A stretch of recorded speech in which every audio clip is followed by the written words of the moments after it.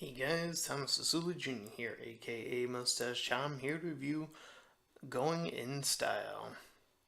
So, the subtitle says, You're never too old to get even. So, in this movie, three old men, played by Morgan Freeman, Michael Caine, and Alan Arkin, who play the characters Willie, Joe, and Albert, respectively.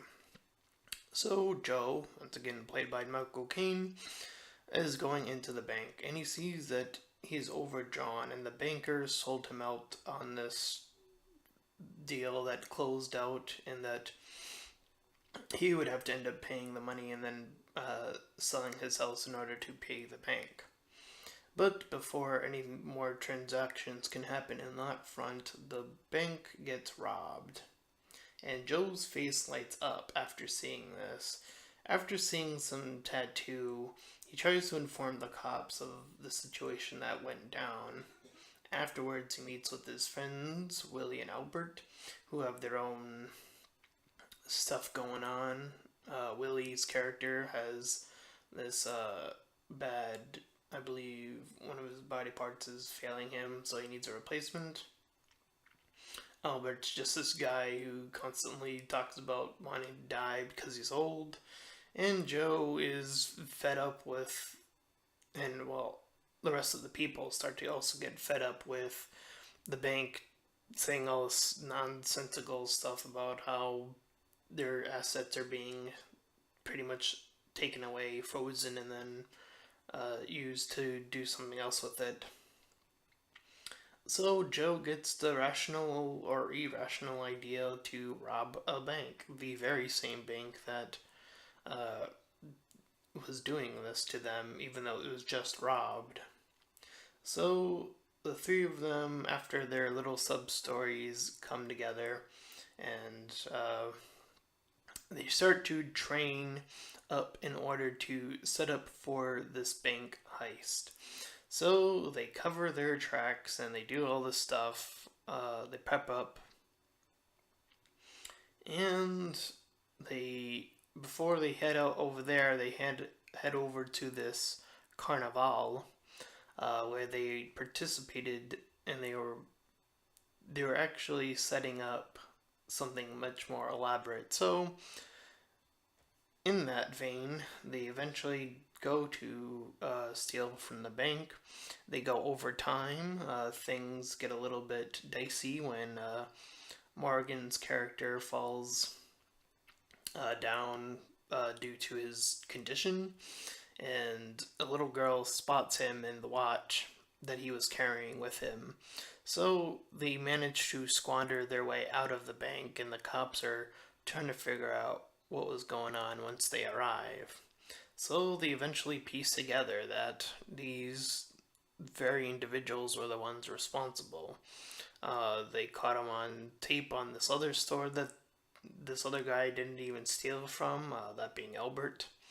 And from there, they were trying to. The FBI guy was trying to pin them down, and the the three of them created this alibi that nearly just went through everything throughout the entire day and created this perfect alibi.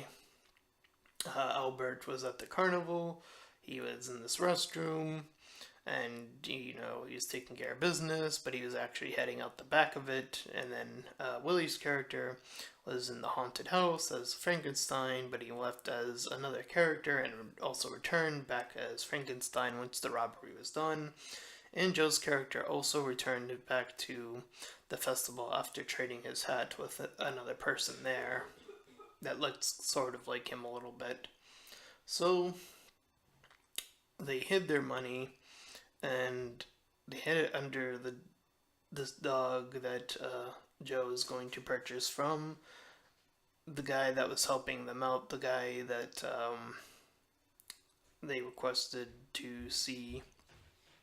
And it turns out that this very guy, the guy that owns the puppy store, also was one of the guys who robbed the original store the first time. So everything went for a circle, but the FBI guy had one trick up his sleeve left, using the little girl to try to point out who was responsible.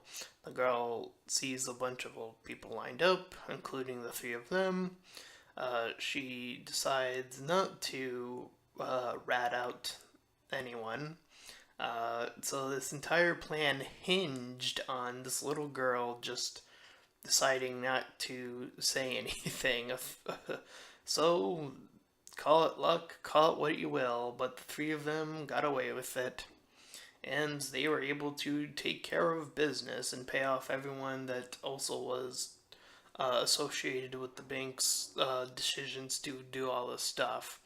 So that is eventually the movie going in style.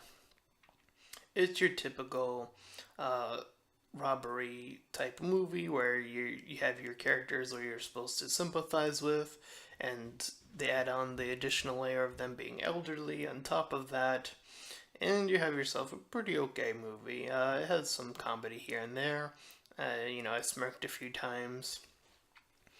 So it was a pretty solid movie. I would give it a 6 out of 10. The beginning's a little bit slow, but that wasn't that much of a deal breaker for me. Uh, and it's nice to see that these two, I do recognize two of the three of them. That, of course, being Morgan Freeman and Michael Caine. I didn't really recognize Alan Arkin. I don't recognize him from anywhere else, not off the top of my head anyway. But at any rate, it's nice to see that, they're still doing things. I thought, I think there was another movie called Kick the Bucket or something that involved one of them. I believe it was Morgan Freeman. And I thought that was going to be like their last, like, sort of elderly, sad movie, but I guess they're still going at it, so we'll appreciate it on them, on being able to pull this off, I guess. So, yeah, pretty solid movie, 6 out of 10. Give it a check out if you wish, and that is my review for Going in Style. So I'm Tom Cecil Jr., aka Mustached Tom, and I'll see you guys next time. Bye!